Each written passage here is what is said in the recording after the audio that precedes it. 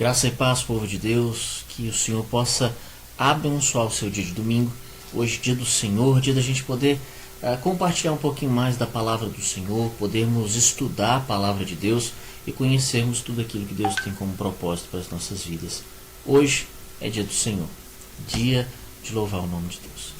Eu quero junto com você aprender um pouquinho mais da palavra do Senhor, desfrutarmos um pouquinho mais daquilo que Deus tem para a nossa vida e voltando aos nossos estudos, depois de aí uns 2 domingos sem esses estudos. Para a glória do Senhor, estou bem melhor, passei por todo o período de repouso e estou bem, para a glória do Senhor. Que assim o Senhor possa abençoar os nossos dias, nós possamos voltar aos nossos trabalhos, assim que o Senhor possa nos fortalecer nesse caminho. Para a gente dar início hoje, eu gostaria de ler a palavra do Senhor, que está escrito em Filipenses capítulo 1, do verso 21 ao verso de número 23. Tá bom? Diz assim: Porquanto para mim o viver é Cristo e o morrer é lucro. Entretanto, se o viver na carne traz fruto para o meu trabalho, já não sei o que hei de escolher. Ora, de um e outro lado, estou constrangido, tendo o desejo de partir e estar com Cristo, o que é incomparavelmente melhor. Aqui o apóstolo Paulo vem falar para a gente do quão importante é essa vida diante do Senhor. Ele diz ainda o seguinte: se o viver na carne traz fruto para o meu trabalho, já não sei o que hei de escolher. A ideia de que sim, ele trabalha para aquilo que Deus tem como propósito para a vida dele. A vida do apóstolo Paulo foi pregar o evangelho e falar do amor de Cristo. Só que no entendimento dele, no coração dele, ele entende que é infinitamente melhor e muito mais além do que aquilo que ele podia imaginar estar com Cristo. Estar com Cristo realmente vai ser sempre melhor para as nossas vidas. Então ele consegue colocar numa balança estar aqui e ter a recompensa do seu trabalho, estar aqui e fazer o que é preciso, ou estar com Cristo e viver com Ele para sempre. É lógico que viver com Cristo por toda a eternidade é o melhor que nós poderíamos querer e é o que nós mais devemos desejar. Porém, o Senhor ainda colocou nas nossas vidas um propósito, e esse propósito é poder fazer a obra dele e fazer a vontade do Senhor para todo sempre. Que o Senhor possa realmente trazer isso ao nosso coração. O desejo de poder estar com Cristo, mas antes de cumprir cabalmente, como diz a palavra do Senhor, aquilo que o Senhor colocou sobre as nossas vidas para que nós cumpríssemos. Que a gente possa se encher desse desejo de fazer a obra do Senhor, se encher desse desejo de glorificar o nome de Deus, e sim, para podermos um dia estar com Cristo e vivermos com Ele para toda a eternidade. Enquanto isso, façamos a obra do Senhor e glorifiquemos o nome dEle. Amém? Vamos orar? Pai de amor, nós queremos colocar diante de Ti as nossas vidas para Te pedir que o Senhor nos abençoe, que o Senhor nos conceda a Tua vontade, que o Senhor nos fortaleça no Senhor e possamos crescer no conhecimento da Tua verdade. Pedimos que o Senhor nos ensine o Teu caminho, que o Senhor manifeste a Tua graça sobre nós e que o Senhor possa nos encher de graça e de verdade, de força e de bênçãos de acordo com tudo aquilo que o Senhor tem para as nossas vidas. Pedimos que o Senhor nos ensine, que o Senhor nos molde e que seja sobre nós a Tua mão. Fortalece o nosso coração, guia-nos pelas Tuas veredas e ensina-nos, Deus, o Teu santo caminho. Que nesse dia possamos glorificar o Teu nome e juntos possamos exemplificar tudo aquilo que o Senhor tem para nós. E possamos colocar em prática tudo aquilo que o Senhor colocou nas nossas vidas. Te agradecemos e no nome de Jesus oramos. Amém e amém. Amém. Vamos apenas louvar o nome do Senhor e já nós damos início ao nosso estudo bíblico. Aqui, outra vez, diante de Ti abro meu coração, eu clamo, Tu escutas e fazes sair as barreiras em mim. És fiel, Senhor, e dizes palavras de amor, esperança sem fim, ao sentir no Teu toque, por Tua bondade libertas eu sei, o calor deste lugar. Eu venho me derramar, dizer que Te amo, me derramar, dizer-te preciso. preciso me derramar, dizer que sou grato, me derramar, dizer que és formoso.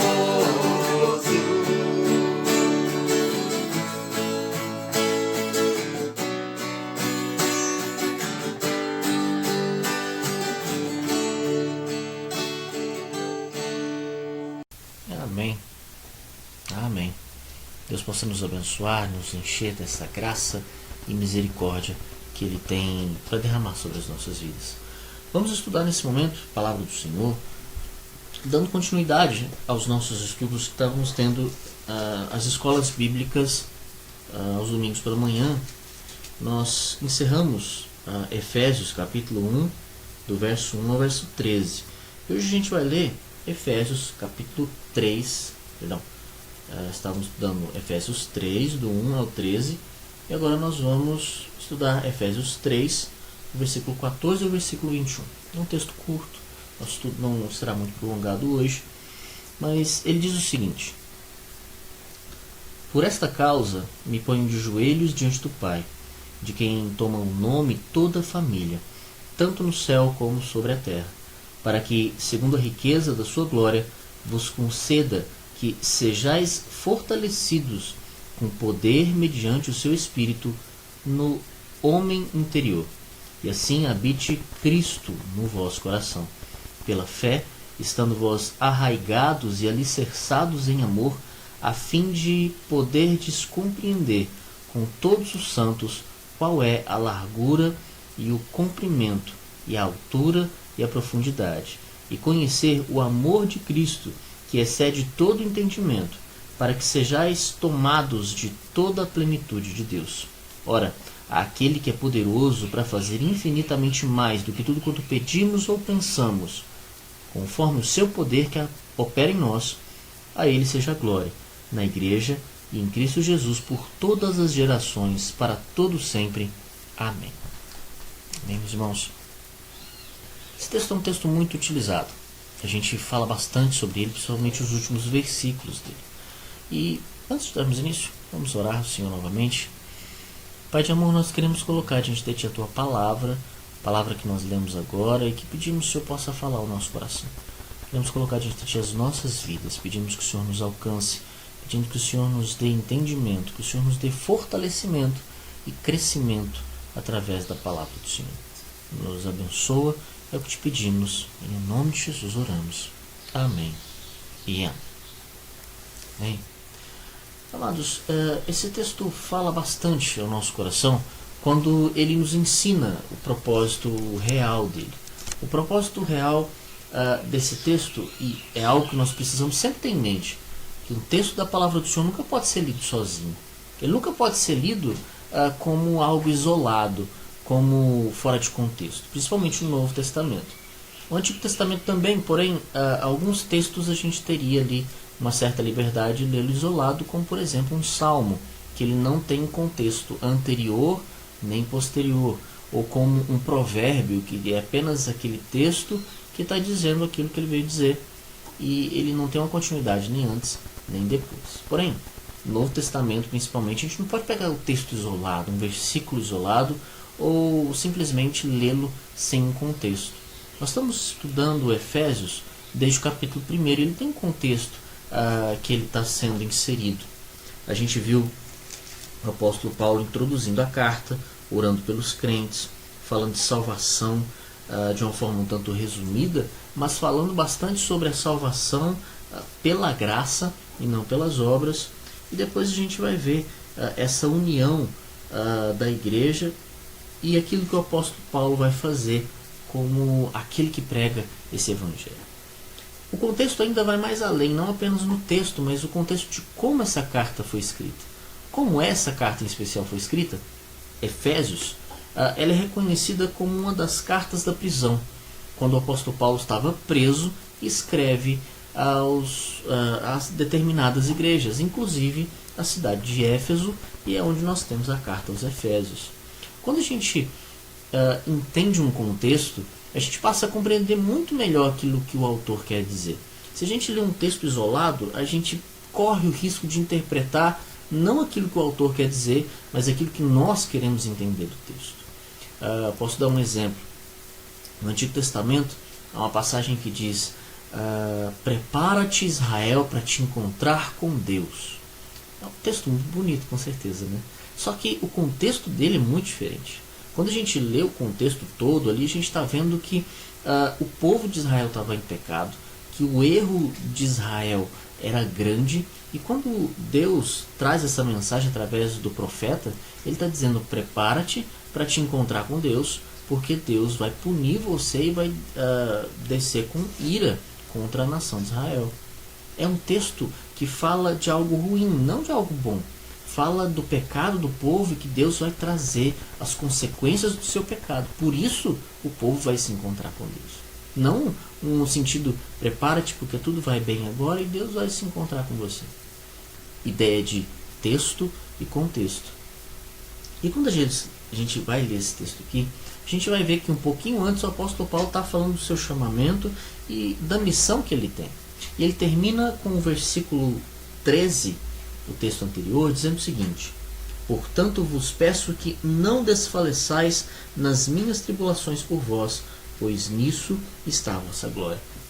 O apóstolo Paulo está dizendo: olha, não desanimem porque eu estou sofrendo o que eu estou sofrendo. Eu estou na prisão, mas não fiquem desanimados. Não percam as esperanças. Não esmoreçam diante de tudo isso, porque isso é a vossa glória. Eu estou preso porque a gente está pregando o evangelho e algo real está acontecendo. Algo real está acontecendo no nosso meio. O diabo está se levantando, as nações estão contra o evangelho, e a gente está vendo que aquilo que a gente está fazendo é algo real e que Deus está no controle de tudo isso. Tendo isso em mente, a gente dá continuidade, que é o primeiro versículo que a gente leu. Primeiro ele fala: não desfaleçais diante das minhas tribulações. Não tenham medo.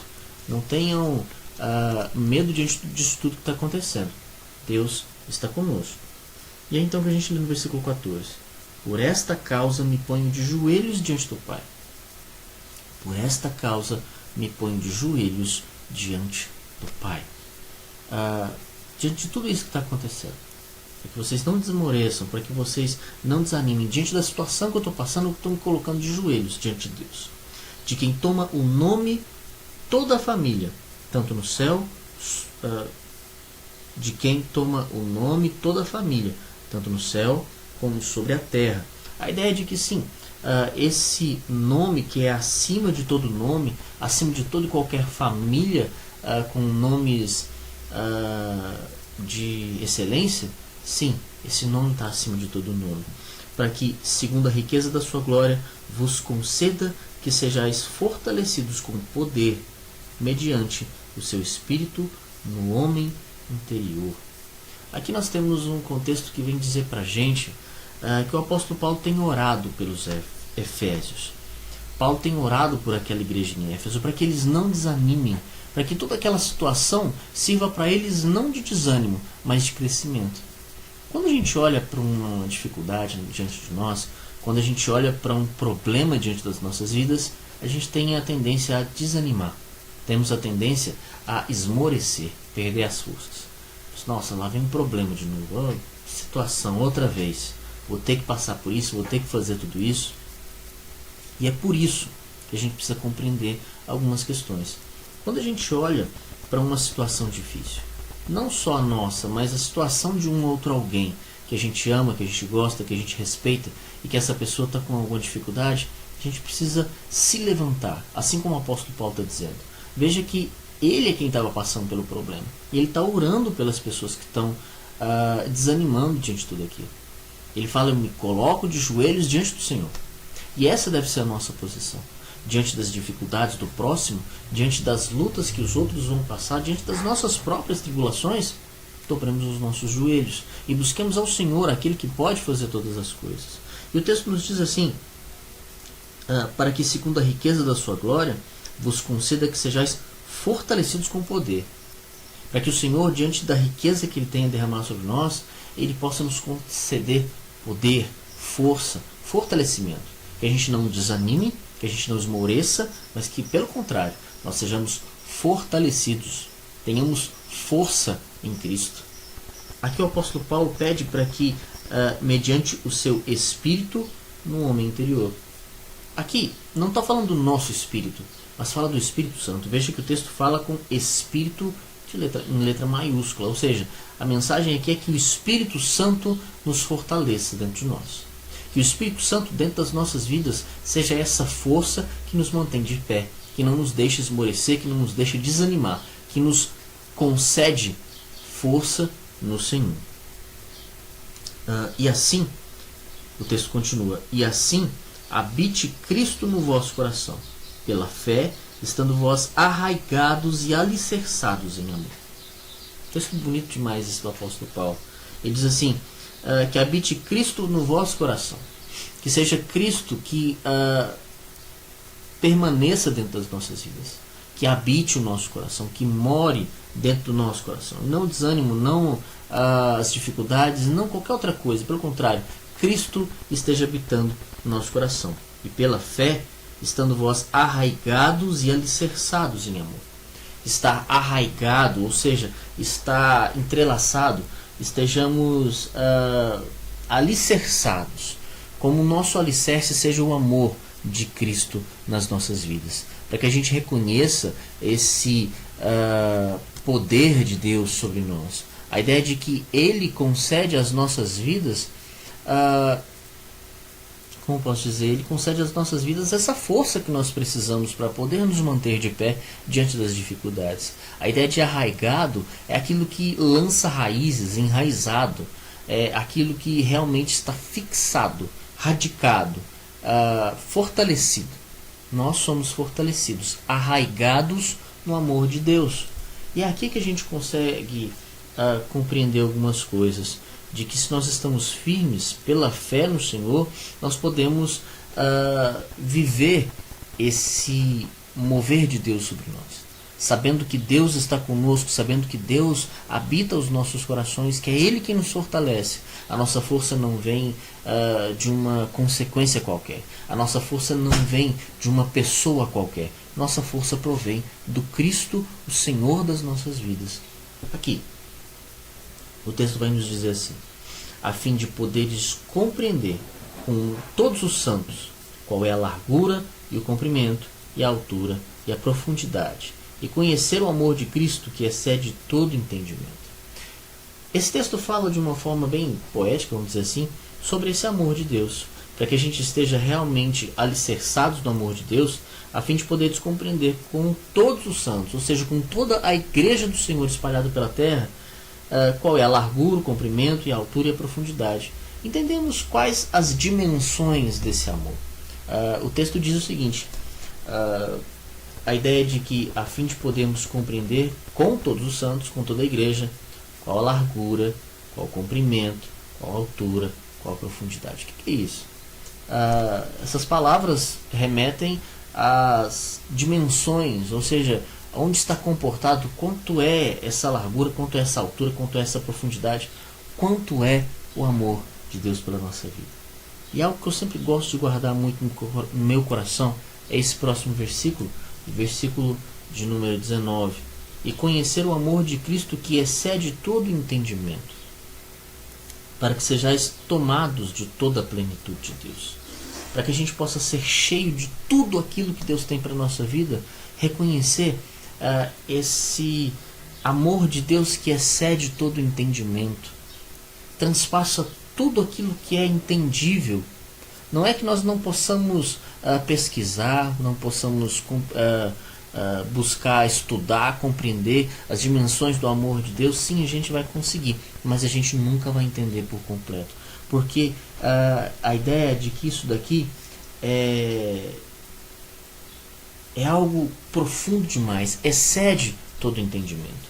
O apóstolo Paulo vai usar a palavra em Romanos capítulo 11, a ideia de que a gente não consegue compreender tudo aquilo que Deus tem. Nós não conseguimos investigar a fundo tudo aquilo que a gente possa conseguir, ou melhor, tudo aquilo que a gente possa compreender, porque a gente nunca vai conseguir compreender a grandeza do amor de Deus para conosco. O amor de Deus para conosco é grandioso, e não há nada que possamos fazer que seja suficientemente profundo para entender tudo isso. E aqui que o texto vai dizer para nós. Ele vai continuar dizendo: ora, aquele que é poderoso para fazer infinitamente mais do que tudo quanto pedimos ou pensamos, conforme o seu poder que opera em nós, a ele seja a glória na igreja e em Cristo Jesus por todas as gerações e para todos sempre. Amém. Não vou me estender muito nesses últimos 2 versículos, pois volta e meia eu uso ele aqui para falar aos irmãos. Mas a ideia sim de que a gente precisa compreender que Deus é poderoso para fazer infinitamente mais do que tudo quanto pedimos ou pensamos. A ideia de que sim, não importa o quanto a gente peça a Deus, o quanto a gente ame ao Senhor e peça algo para o Senhor que Ele possa fazer para nós. Ele é poderoso para fazer infinitamente mais do que tudo quanto pedimos ou até mesmo quanto pensamos. A gente pensa em Deus que Ele pode fazer algo por nós, então a gente pede, a gente clama, a gente ora, mas Ele é poderoso para fazer muito mais do que aquilo que a gente está pedindo. A questão é a Ele que tem que ser toda a glória. A esse que pode fazer muito mais do que nós meramente pensamos. A Ele seja toda a glória, todo louvor, toda adoração, toda exaltação. Diante de todas as circunstâncias que nós venhamos a entender e compreender na nossa vida, aquilo que Deus tem para nós é infinitamente maior. Aquilo que Deus vai fazer por nós é infinitamente maior. E é aqui que esse texto nos traz o entendimento que Paulo está orando pela igreja de Éfeso. E quando ele ora aqui nessa carta, ele escreve essa oração, ele coloca que ele está de joelho, pedindo que essa igreja não desanime. Nós estamos vivendo uma época, podemos dizer dessa forma, desanimadora, as quais nós podemos olhar para ela e pensar que as circunstâncias ou as consequências dela serão devastadoras. O medo da doença, o medo das dificuldades, isso pode trazer para a gente, sim, desânimo. Mas é então que nós precisamos dobrar o nosso joelho, assim como o apóstolo Paulo, e orarmos pela nossa igreja, a igreja do Senhor espalhada por toda a terra, pedindo que o Senhor não permita que a igreja esmoreça, que a igreja perca a sua vontade, o seu fogo que arde dentro dela para fazer essa obra. É época sim de muitos cuidados, mas sim, a igreja vai se reerguer, a igreja vai se fortalecer. Nós estaremos juntos novamente.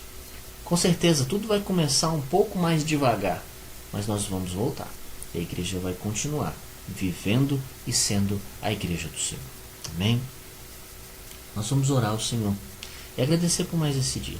E algo que eu quero que você guarde no seu coração sobre essa mensagem é a ideia de que tudo quanto Deus faz tem um propósito. Sim, tudo quanto Deus faz tem um propósito nele. Agora, saiba que tudo aquilo que você pedir ao Senhor, Deus é poderoso para fazer muito mais do que aquilo que você tem pensado. Então, descanse em Deus, coloque o seu coração nele e saiba que o Senhor guardará o seu coração e vai fortalecer a sua vida todos os dias. Quero orar por você, orar pela sua família e pedir que o Senhor possa trazer esse ânimo ao seu coração, a certeza desse amor de Deus que nos fortalece e que nos mantém enraizados em Deus. Então, mantenha-se no Senhor, mantenha-se firme em Deus e buscando, dobrando seus joelhos, buscando a presença do Senhor. Ele há de fortalecer a sua vida, em nome de Jesus. Amém? Vamos orar. Pai de amor, Deus Todo-Poderoso, nós te agradecemos por mais um dia. Te louvamos porque o Senhor nos deu vida e vida em abundância.